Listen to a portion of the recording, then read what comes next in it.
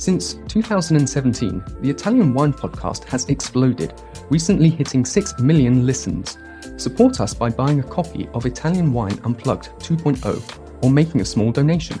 In return, we'll give you the chance to nominate a guest and even win lunch with Stevie Kim and Professor Attilio Scienza. Find out more at italianwinepodcast.com. Chin chin!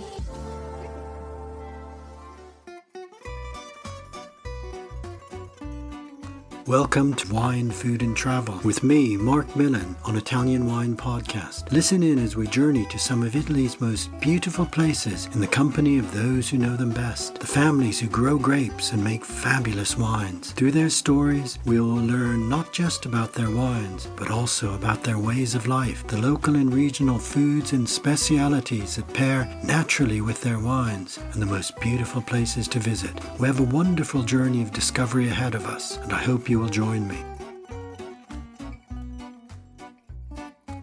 Welcome to Wine, Food and Travel with me, Marc Millon, on Italian Wine Podcast.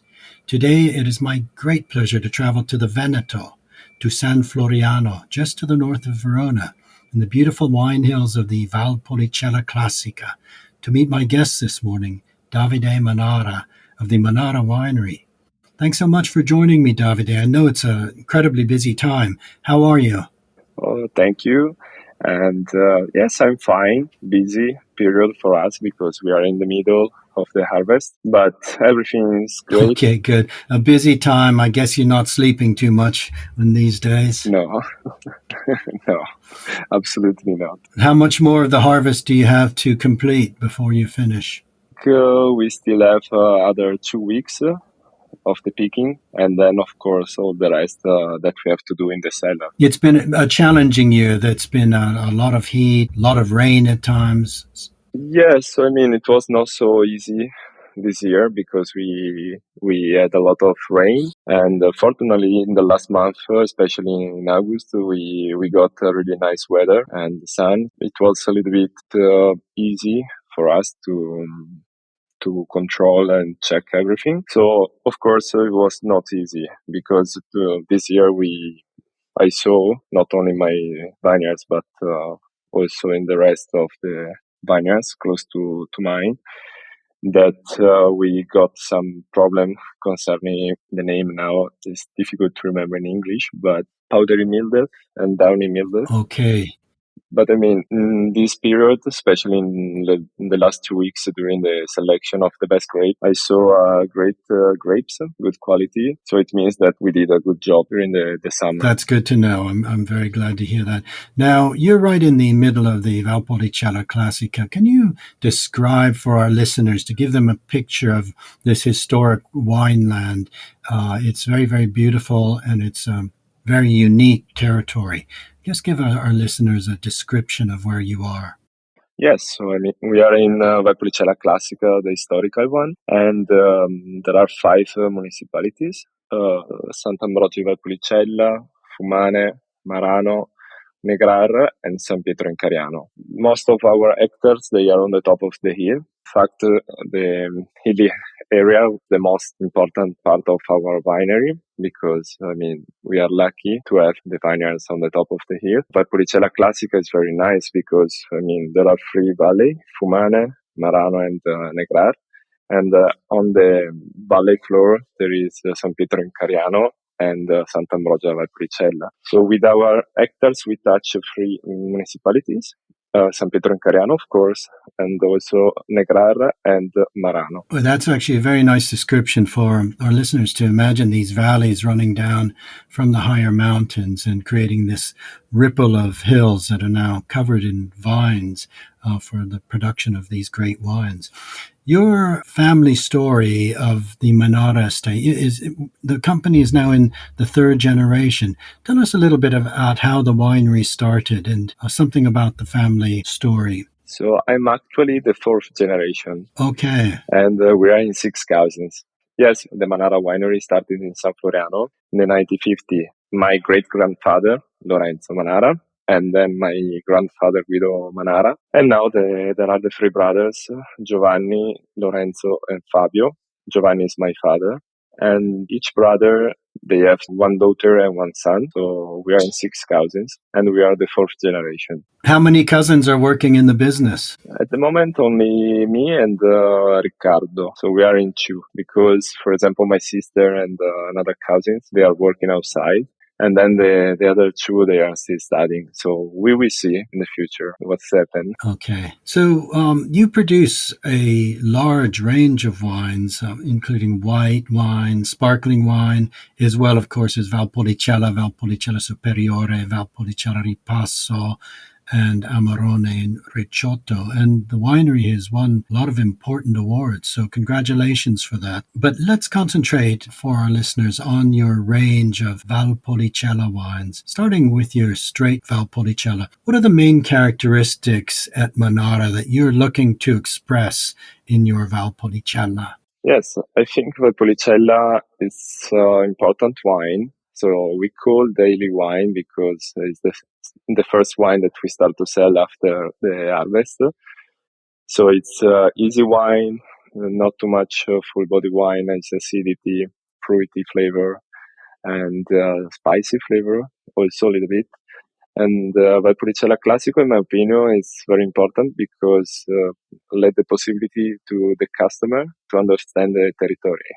I like to say that Valpolicella Classico is a business card of each winery because from the Valpolicella Classico you can understand the style, the philosophy, and the culture of the winery that they have to make wine. And also you can understand the Valpolicella land, the soil, the weather, the climate. Okay, so it's an expression of not only where you are, but who you are. Yeah, in my opinion, yeah. Just tell us a little bit about viticulture, how you work in the vineyard, and what the main varieties are for your Valpolicella wines. So, of course, the most important grapes for us to make Valpolicella are Corvina and Corvinone. And then we need Rondinella. That's its most important.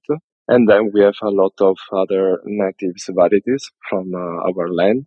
For example, we use Molinara. Then we have also Zeletta, Dindarella. Oh, we have a little bit of Croatina, and then we have other varieties. But the most important grapes are Corvina, Corvinone, and Rondinella, of course. Do you think that those less well-known native varieties add more complexity in using them rather than just Corvina and Corvinone and Rondinella? If you use other varieties, you can give a nice touch to your wine because each grapes can give to the wine. For example, Molinara can give to the wine more freshness and flavor. And if you use Osaleta, you can give to the wine a little bit more structure, more tannins, color, of course, different flavor. In my opinion, it's very important because we are lucky because we can use a blend in our disciplinary. And if you use also this small quantity of different grapes, you can give some nice touch to your wine. So if you like to make a small difference in between, for example, we make two different kind of Amarone, and in 10% of the blend we use different grapes to give two different types to the wine. Okay, let's move straight on then to Amarone, to this great wine of Valpolicella, not made with fresh grapes. Can you tell us a little bit about appassimento and the process of drying the grapes? Yeah, so appassimento, the drying process is really, so it's hard work because we have to choose the best grape, the high quality grapes that we can see in our vineyards during the picking. And we check only with our eyes and with our hand, of course. So we have to choose the best one. It's hard work, but it's worth it because then we could make a really nice, important wine. The appassimento, it's an incredible process that we have to do to our grapes because you can understand why Amarone is so important. Especially to our customer, I say the best moment to visit a winery in Valpolicella is during the harvest because you can see how we make Amarone, how we do the selection, and then you can see the place where we store all the grapes to dry. It's my favorite time also because I like to go to the room to the fruttaio to check the grapes during the appassimento because I can smell the flavor. So it's really nice flavor. It's a kind of parfum. And appassimento, it's an important technique, of course, because in the past they were used to get an important wine. Because in the past the weather was different. The way to get an important wine, they started to dry the grapes, a way to increase the maturation, to get more sugar residual into the berries. And now we use, of course, to make Amarone. This process is very important. Just for our listeners to get a visual of this, we're talking about hand selecting the grapes. Is that before the main harvest that you do the selection?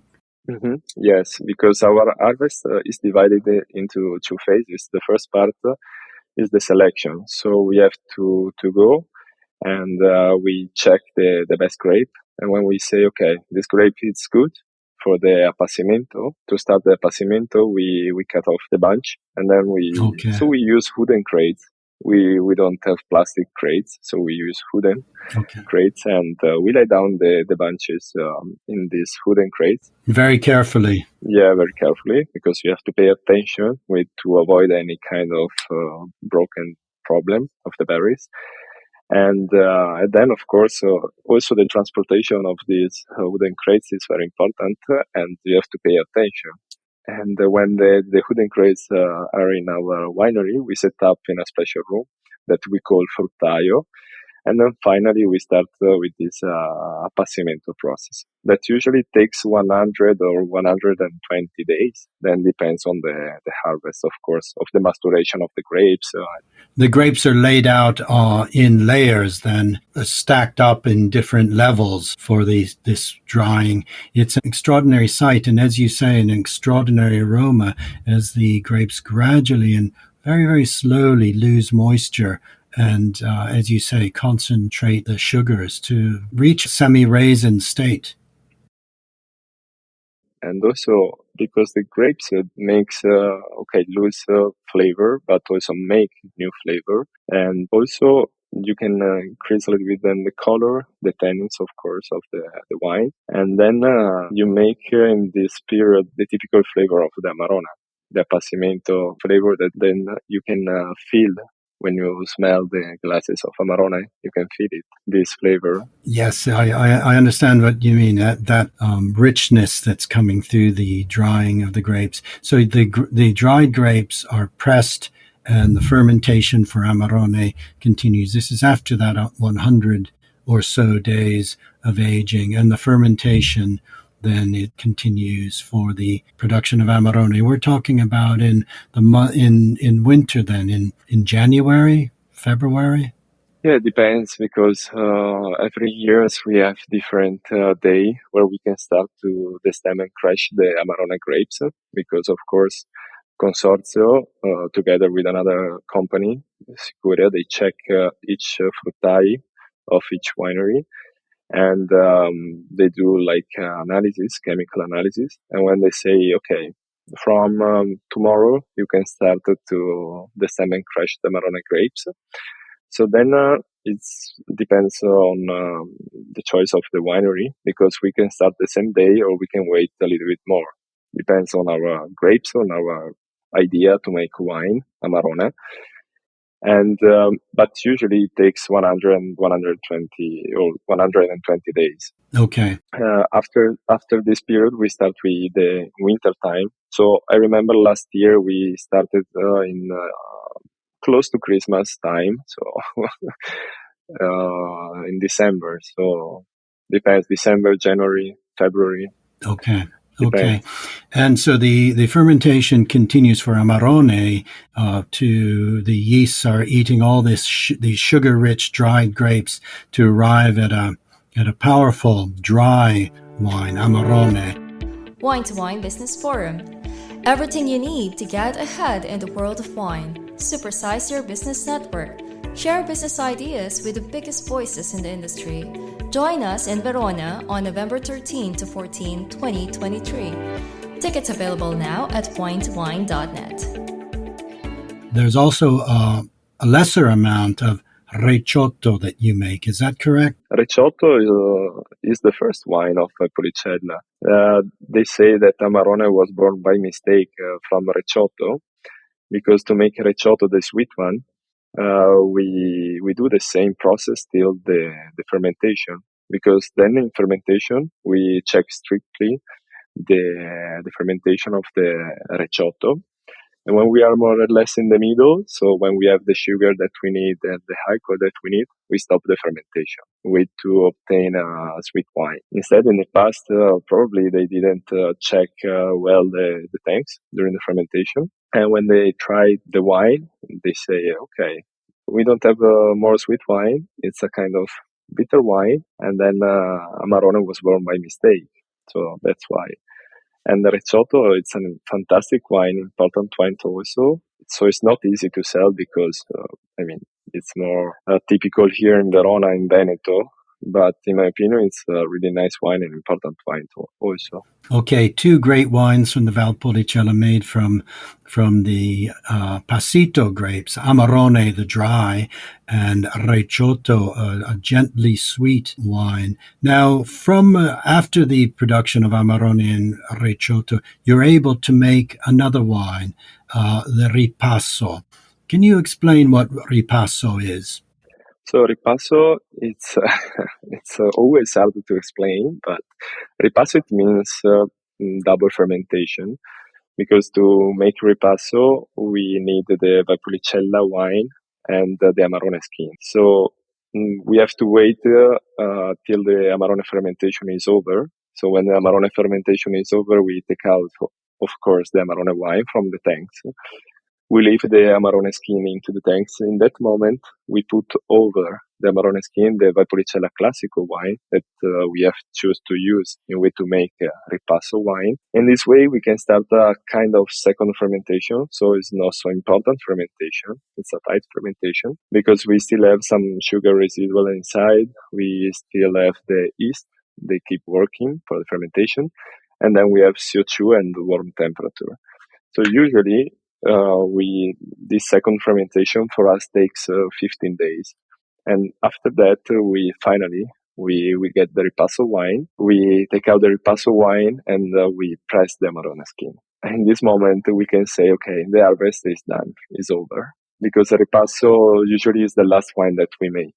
It is a long process, starting from that double harvest, the selection, first of all, of the grapes to go into the appassimento, the drying, followed by the main harvest, the production of your Valpolicella and Valpolicella Classico wines, and then after the drying, the Amarone, Recioto, and then finally the Ripasso. So it is a lengthy process compared to in many other wine areas, but on the other hand, you arrive at this wonderful range of wines that range from the light, easy to drink Valpolicellas to the very important wines. So it's a tremendous range of wines that you're able to produce from the same grape varieties. I agree with you, because I think we are an amazing wine region, because from the same land we change the process and we can get different wine with the same grapes, the same blend. Yeah. From the basic wine to important full body wine. So yeah, if you compare with other wine region, I think we are the one that we have this opportunity to make different wine from the same blend. Yeah, it's a very unique possibilities that wine growers, through techniques and ingenuity and learning from the past, have been able to arrive at. Now, Davide, with this range of wines from Valpolicella, I'd like to talk about the foods of the area and the typical dishes and how your wines pair with what you in your home or in local restaurants would typically be eating. Some of the dishes that, if our listeners are traveling to the area, they would be able to sample. So, of course, I can say risotto with Amarone wine. Then we have, so this is very typical from our place, it's lesso con la pearà. So lesso is boiled meat. Okay. And the pearà is grated hot bread.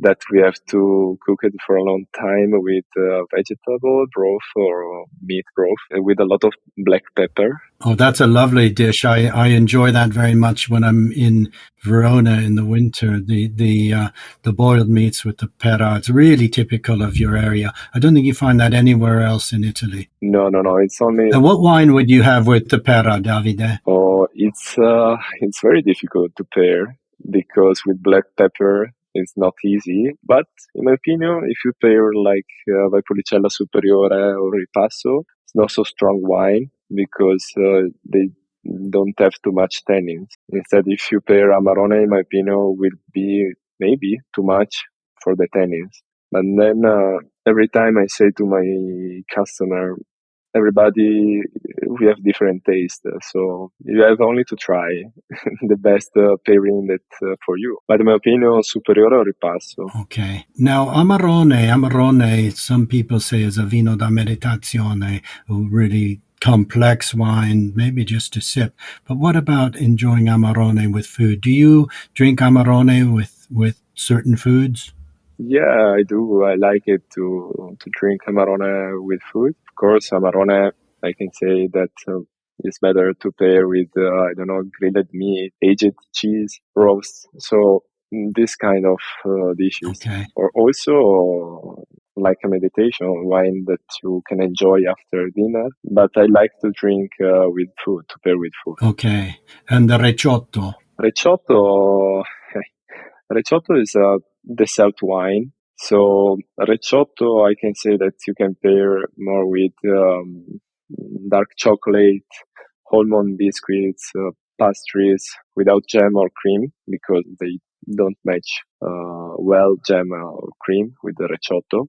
But I can say dark chocolate, almond biscuits, and in my opinion, also with seasoned cheese. Okay. This also, just discussing this with you, and we've mentioned a few of the classic dishes, but it also shows how this range of wines you're able to produce in the Valpolicella Classica allows wines from the same grape, Corvina, Corvignone principally, to be paired all across a meal, from antipasti up into lighter foods to important foods and to desserts as well. So it's an extraordinary range of foods that the wines of Valpolicella can pair. Davide, the area is beautiful. I love the Valpolicella. It's a really wonderful, beautiful area. And I urge our listeners to visit the area if they're in Verona, to strike out into the wine hills. Now, if people are visiting, our listeners are visiting, can they visit the Manara winery? Yeah, it's possible to visit us. So we have our wine shop where you can taste and buy our wines. But also we have a tasting room where we can show the winery and then we can do a nice taste of our wines. So it's possible to visit us. Okay, good. Well, I would urge our listeners to explore the region and to visit the Manara winery when next in. I would love to visit myself. I haven't visited you, so I hope on my next visit I can come find you. You're more than welcome if you like to come and visit us. Good. I'll try to do that. Well, Davide, thank you so much for taking some time out. I know it's the busiest moment of the year for you. I'm very glad to hear that the grapes that you've brought in are healthy and the wine is good. And I know it's been a challenging year with all of the problems of weather and the mildews that you mentioned. But I hope that the rest of the harvest goes well. The appassimento, again, you need good weather in appassimento, so it's almost like a second period of worry for wine growers. I hope that goes very well for you. It's been a real pleasure talking to you, and thank you very much for being my guest. Oh, you're welcome. The pleasure was for me. I hope to see you in my winery and all the people that they are listening. Thank you so much. Thank you. Grazie e arrivederci. Prego, arrivederci. We hope you enjoyed today's episode of Wine, Food and Travel with me, Marc Millon, on Italian Wine Podcast. Please remember to like, share, and subscribe right here or wherever you get your pods. Likewise, you can visit us at ItalianWinePodcast.com. Until next time, chin chin.